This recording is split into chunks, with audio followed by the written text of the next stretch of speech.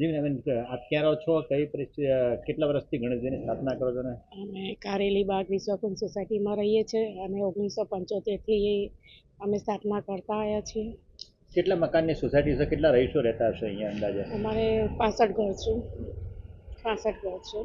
આ વખતે કઈ રીતની થીમ રાખવામાં આવી છે અને શેના માટે આવી થીમ પસંદ કરાઈ? હવે આ વખતે તો અમે ગણપતિની પૂરની પરિસ્થિતિ પ્રમાણે રાખવામાં આવી છે. શું કહેશો વોર્ડ 3ના કાઉન્સિલના પ્રવેશ બંધી જમા? હવે અમે તો નરેન્દ્ર મોદી સાહેબના એમના લીધે અમે વોટ આપ્યો છે. આજે વોર્ડ નંબર 3ના કોઈ પણ કોર્પોરેટર કે કોઈ પણ અમારે ત્યાં આજે કશું જો કરવા આવ્યા નથી. કેટલું નુકસાન પહોંચ્યું છે સોસાયટી રહીશોને?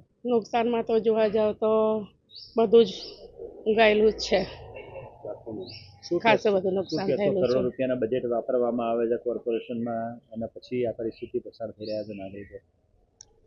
હવે પૂરની પરિસ્થિતિ પ્રમાણે એ લોકો પણ જરીક પણ સહેજ પણ કોઈ જોવા નથી કરવા આવ્યું અને એમને એવું છે કે અમે જ કરાવ્યું છે બધું. અમારા પ્રમુખ સાહેબ છે સોસાયટીના, એમણે જ આ બધું કરાવડાવ્યું છે અને મોદી સાહેબના નામે આ લોકોને એવું છે કે જરીક અમે બધું કરાવ્યું પણ એવું કોઈ નથી જોવા પણ નથી આવ્યું કે કોઈએ કશું કરાવ્યું પણ નથી. અમારા સોસાયટીના યુવક મંડળના છોકરાઓ છે જે છે એ જ બધું આ કરાવ્યું છે. સાફ સફાઈથી લઈને અમારા પ્રમુખ સાહેબનો વધારે પણ ભાગ રહ્યા છે. શું નામ આપનું? કોનું? મારું મીનાબેન કડાકિયા. કારેલી બાગમાં વિશ્વકુંજ સોસાયટી કારેલી બાગમાં આવેલી છે અને વિશ્વામિત્રી નદીના કિનારે અમારી સોસાયટી છે. હું 1990માં અહીંયા રહેવા આવ્યો. ત્યાર પછી 2014, 2019 અને હાલમાં પણ વધારે પુલ 2024માં હમણાં મેં અનુભવ્યું અને ખૂબ જ બધા લોકોને નુકસાન થયું. અમારી સોસાયટીમાં 56 બંગલા છે, એમાં લગભગ 500 માણસો ધારવાતો સાથે 500 વ્યક્તિઓ રહે છે. અમારી સોસાયટીમાં ના કોર્પોરેટરો કે કોઈ પણ રાજકીય લોકો અહીંયા સહેજ પણ મદદ કરવા માટે આવ્યા નથી. ખાસ કરીને જમવાનું ના આપે તો વાંધો નહીં, પણ પાણી અને દૂધ આ બે વસ્તુ, નાના બાળકોને દૂધ જોઈએ અને પીવાનું પાણી જે ગટરનું મિક્સિંગ થઈ ગયું એના કારણે પીવાના પાણીની બોટલો જોઈએ, એ વસ્તુ અહીંયા પહોંચતી થઈ નહીં અને બહુ હાલાકી ભોગવવી પડી. એટલું અમારે કહેવું. શું કહેશો, શેના લીધે આ પૂર, આટલું મોટું પૂર આવ્યું આ વખતે? બે આગળના બે પૂર હા, પાણી આટલું બધું પૂર આવ્યું એના કારણે ઘણી જગ્યાએ કાંસ ને બધું પૂરી કાઢવામાં આવ્યું છે અને એની ઉપર ખોટા દબાણો થઈ ગયા છે એટલે વિશ્વામિત્રી નદીનો પટ સાંકળો થઈ ગયો.